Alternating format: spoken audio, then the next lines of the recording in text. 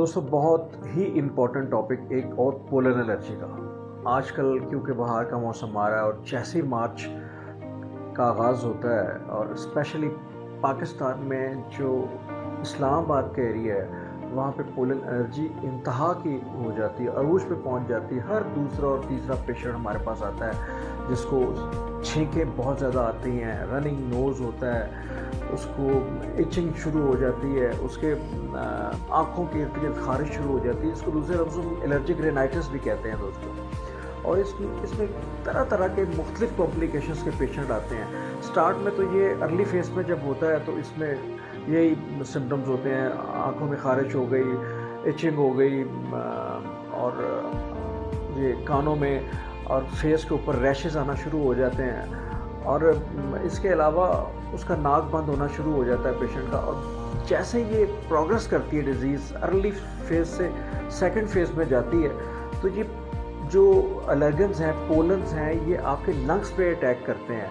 आपके जो ब्रोंक्यूल्स हैं लंग्स के, जो जहाँ से आपकी फेफड़ों से ऑक्सीजन आपको मिलती है, वहाँ पे जाके ये अटैक करते हैं, अटैच हो जाते हैं और आपका सांस बंद होना शुरू हो जाता है खुदा ना खास्ता। और फिर ऐसी कंडीशन में वीज़ आना शुरू हो जाती है, जिसमें हम सीटी की आवाज़ कहते हैं। तो ये जैसे ही सीटी की आवाज़ आती है तो फिर पेशेंट जो है वो अर्ली से सेकंड फेज में चला जाता है और फिर उसको हम दूसरे लफ्ज़ों में एज़मा भी कहते हैं और एलर्जिक एज़मा होता है वो। और फिर उसको इन्हेलर भी लेना पड़ता है, उसको नेबुलाइज भी करना पड़ता है और ये बहुत सी कॉम्प्लिकेशंस के साथ हमारे पास पेशेंट आता है। दोस्तों अब मैं आपको बताऊंगा, क्विकली आपको बताऊंगा और आप कोशिश करें कि इसको नोट डाउन कर लें कि पोलन एलर्जी का अगर कोई पेशेंट है तो उसको कैसे प्रिवेंशन करनी है उसने। सबसे पहले तो ये है कि जब भी आप इस्लामाबाद का एरिया में या किसी ऐसे एरिया में जाएं जहाँ पे पोलन एलर्जी बहुत है, तो अपनी गाड़ी के शीशे टोटली बंद कर लें, अच्छे तरीके से बंद कर लें और किसी किस्म की हवा आपकी गाड़ी में नहीं आनी चाहिए।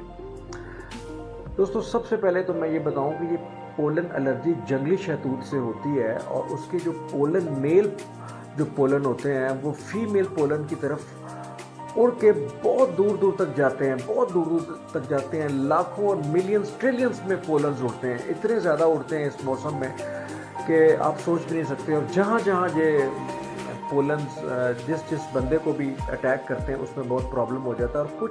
और अटैक कैसे होता है दोस्तों कि आपका जो इम्यून सिस्टम है कुछ पेशेंट्स का वो ओवर रिएक्ट करता है। आपके नॉस्ट्रिल में जैसे ही पोलन गया, इम्यून सिस्टम ने काम किया बहुत ज़्यादा, जब ओवर रिएक्ट किया तो उसको साथ ही उसका जो है उसको स्नेजिंग शुरू हो जाती है, रनिंग नोज़ शुरू हो जाता है और छींकें आना शुरू हो जाती है।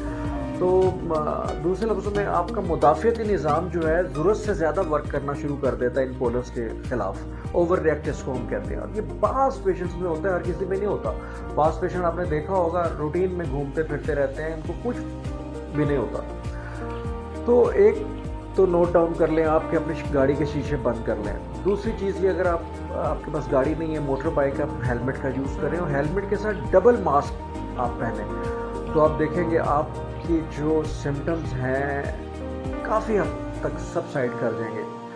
तीसरी चीज़ दोस्तों ये है कि जब भी आप बाहर जाएं और ऐसे एरियाज़ में जाएं, आप अपने नाक में कोई जैतून का तेल लगा लें, वैसलीन लगा लें, लिक्विड पैराफिन के ड्रॉप्स मिलते हैं वो लगा लें, क्योंकि जितना आपको ऑयली नॉस्ट्रिल रहेगा अंदर से, आपके जो पोलन्स होंगे वो इतने ज़्यादा अटैक नहीं करेंगे और ड्राई नोज़ में ज़्यादा स्टिक कर जाते हैं ये। और ये जो वेट नोज़ होगा उसमें जो है आपको प्रॉब्लम नहीं होगी और ये अंदर अगर चले भी जाएं तो आपको इरिटेट नहीं करेंगे, आपके इम्यून सिस्टम को ज़्यादा ओवर रिएक्ट नहीं होने देंगे।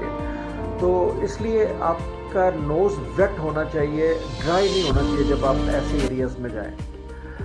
चौथी चीज़ ये है कि एक चीज़ का ख्याल रखें कि जब भी आप कभी ऐसे एरियाज़ में जाएं जहां पे पोलन एलर्जी है, तो आप दोपहर को निकलें 11 से 4 बजे के दरमियान, क्योंकि इस टाइम में जो पोलन्स होते हैं आपके कद से काफ़ी ऊपर होते हैं, क्योंकि यहाँ तक अगर पोलन है तो आपके नॉस्ट्रिल में नहीं जाएंगे।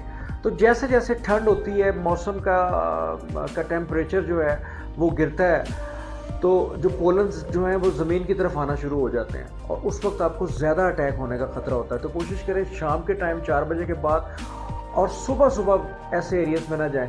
दोपहर को सुबह 11 से लेकर शाम 4 बजे तक आप ऐसे एरियाज़ में जाएं। तो ये हो गई चौथी चीज़ दोस्तों। अब मैं दोस्तों आपको ये बताऊंगा एक ऐसा मेथड, मैंने अपनी पिछली वीडियो में भी मैंने ये डाला था, वो ये था कि आप अपने नोज़ को बार बार साफ़ करें पानी के साथ। और नमाज तो हम लोग पढ़ते हैं, ज़ाहिर बात है, तो उस दौरान भी नाक आप अपना साफ़ करते हैं 5 वक्त की नमाज में। लेकिन इसके अलावा भी कोशिश करें कि आप दिन में 8 से 10 मरतबा अपने नाक को साफ़ करें पानी से। किसी भी किस्म का एलर्जेंस नहीं रहना चाहिए। दूसरी चीज़, आपने सेलाइन वाटर से अपने नाक को साफ़ करना है। नमक डालें और उस नमक वाले पानी से अपने नाक को साफ़ करें। और एक मेथड जो मैं आपको बताने जा रहा हूँ, जो मैंने पहले भी आपको बताया है, तो उसमें यह है कि आप एक 10 cc की सिरिंज लें, उसमें सेलाइन वाटर भरें। सेलाइन वाटर ये है कि नीम गर्म पानी लें, उसमें नमक डालें, उस सिरिंज से उसको भरें, 10 cc की सिरिंज में वो भर लें। उसके बाद अपने एक नॉस्ट्रिल में वो सिरिंज को इस तरीके से पुश करें तो आपके दूसरे साइड से वो बाहर आएगा पानी।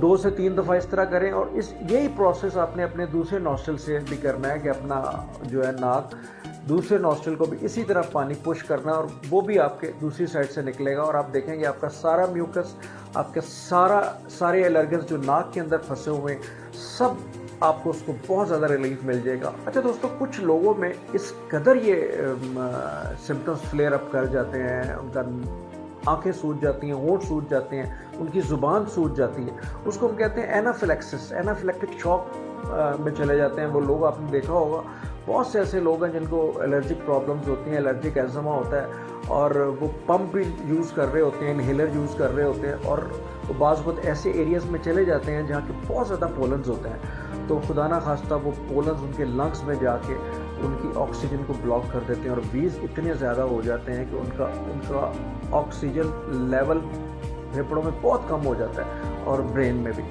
तो इस सूरत में इसको हम एनाफिलैक्टिक शॉक कहते हैं, वो बहुत डेंजरस होता है और ऐसी मौक़ों पे कोशिश करना चाहिए कि ऐसे पेशेंट्स को ना भेजा जाए। अब दोस्तों एक और बात अपने जहन में रखनी है आपने कि अगर आपका घर इस्लामाबाद के एरिया में है तो कोशिश करें कि शाम के टाइम अपनी खिड़कियाँ वगैरह बिल्कुल बंद कर दें 4 बजे के बाद। धूप वगैरह का टाइम जब हो 1 से 2-3 बजे तक, उस वक्त तक धूप आने दें अपने घर में, वो भी ज़रूरी है। ह्यूमिडिटी कम होती है, उससे भी आपकी जो सिम्टम्स हैं सबसाइड करते हैं। तो अपने घर की खिड़कियाँ दरवाजे कोशिश करें बंद करें, इस किस्म की हवा और पोलन्स आपके घर में ना आए। और इसके अपोजिट अगर आपका घर किसी गुंजान एरिया में है जहाँ पे बहुत ज़्यादा ह्यूमिडिटी है और सेम है आपके घर में धूप नहीं आती, तो कोशिश करें आप अपने घर को शिफ्ट कर लें ऐसी जगह पे जहाँ धूप आती हो, क्रॉस वेंटिलेशन अच्छी होती हो। ये सारी चीज़ें बहुत मैटर करती हैं। अगर आपको खुदा न खास्ता एलर्जिक रेनाइटिक, एलर्जिक एज़मा का प्रॉब्लम है और आपको पोलन एलर्जी का प्रॉब्लम है, अगर इन चीज़ों पे आप अमल करेंगे तो आप देखेंगे आप बिल्कुल नॉर्मल ज़िंदगी की तरफ लौट जाएंगे। दोस्तों इसके बावजूद भी आपको मेडिकेशन की ज़रूरत रहेगी और मैं आपको चंद मेडिसिन बताता हूँ। उसमें सबसे पहले है मास्ट सेल स्टेबलाइज़र है, एंटी ल्यूकोट्रिन इफेक्ट्स है जिसको ल्यूकोट्रिन एंटागोनिस्ट भी कहते हैं, वो है मोंटिलोकास्ट। वो 10 मिलीग्राम में आती है और इसका ब्रांड नेम मॉन्टीगेट माइटिका है। ये आप जब भी आपको पोलन एलर्जी स्टार्ट होने लगे, जैसे कि मार्च का महीना आ गया, 10 दिन पहले ये टैबलेट रात को सोते वक्त लेना शुरू करते हैं, तो आप देखेंगे आपको इतना सीवियर अटैक नहीं होगा और आपके जो सिम्टम्स हैं बहुत ज़्यादा फ्लेयर अप नहीं करेंगे। दूसरी चीज़, इसके बावजूद भी अगर आपको प्रॉब्लम है तो कीटोटाइफिन के नाम से ये भी मास्ट सेल स्टेबलाइज़र है, ये 1 मिलीग्राम आप दे सकते हैं अलॉन्ग विद मोंटिलोकास्ट। तो ये दोनों गोलियां आप रात सोते वक्त लें, इससे भी बड़ा अच्छा इफेक्ट पड़ेगा। इसके अलावा दिन में आप एंटीहिस्टामिन ले सकते हैं, H1 रिसेप्टर एंटागोनिस्ट भी हम इसको कहते हैं, और ये आप सिट्राजिन के नाम से आती है और लोरेटाडिन के नाम से आती है जिसके ब्रांड नेम सॉफ्टेन, रिजिक्स या जर्टेक हैं। इसके अलावा एक फेक्सोफेनाडिन आती है दोस्तों, वो भी आप दे सकते हैं। वो 60 मिलीग्राम, 120 और 180 मिलीग्राम में आती है, वो भी एक रोज़ाना आप दे सकते हैं। इन तीनों में से कोई भी आप दे दें, सिट्राजिन, लोरेटाडिन या फेक्सोफेनाडिन। लेकिन इसके बावजूद भी आप देखें इन मेडिकेशन से भी अगर आपको आराम नहीं आता तो प्लीज़ आप अपने डॉक्टर से मशवरा करें उसकी एडवाइस के मुताबिक आप ये सारी चीज़ें यूज़ करें, क्योंकि बाज़ वक्त हम इतने ज़्यादा पेशेंट हमारे पास इतने फ्लेयर अप कंडीशंस में आते हैं कि हमें स्टीरॉइड्स भी यूज़ करने पड़ते हैं साथ में, और वो 7 to 10 डेज़ के लिए देने पड़ते हैं और आस्ता आस्ता टेपर ऑफ करने पड़ते हैं। तो कुछ इन्हेलर्स भी यूज़ करने पड़ते हैं, एंटीबायोटिक्स देनी पड़ती हैं, और बहुत सी मेडिसिन का कॉम्बिनेशन देना पड़ता है, ब्रोंकोडायलेटर देने पड़ते हैं। तो ये सारी मेडिसिन आप खुद से नहीं ले सकते। तो जब आप देखें कि आप के बस से बाहर हो गया केस, तो आप कोशिश करें कि डॉक्टर से एडवाइस लेते हुए इन सारी चीज़ों को भी आप साथ प्रिवेंशन के लिए यूज़ करें और डॉक्टर से भी मशवरा करें।